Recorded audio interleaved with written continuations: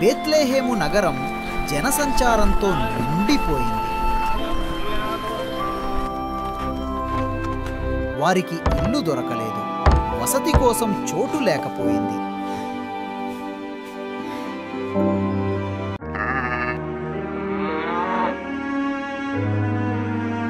వారు పశువుల గూటిలో ఆశ్రయం పొందారు.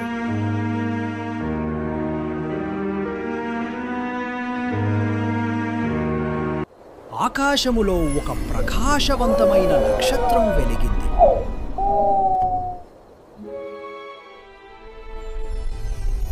A new light appears in the sky. దేవదూత గొర్రెల కాపరులకు శుభవార్త చెప్పాడు. భయపడకండి, మీకు మహా సంతోషకరమైన శుభవార్త చెప్తున్నాను. రక్షకుడు యేసు పుట్టాడు.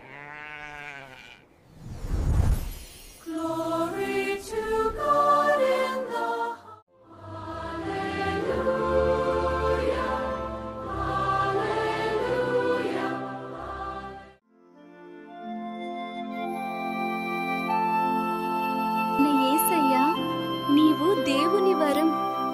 ఆయన మన రక్షకుడు, మన ఆశీర్వాదం.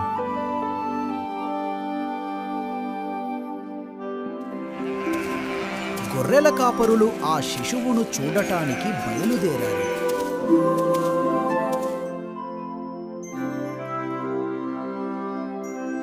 గొర్రెల కాపరులు వచ్చి శిశువును ఆరాధించారు. తూర్పు నుండి మేధావులు ఒక నక్షత్రాన్ని చూసి బయలుదేరారు.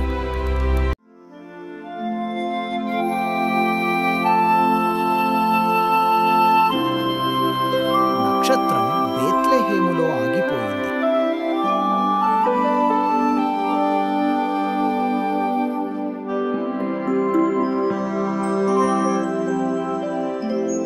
మేధావులు బంగారం, ధూపం, గంధరసము బహుమతులు సమర్పించారు.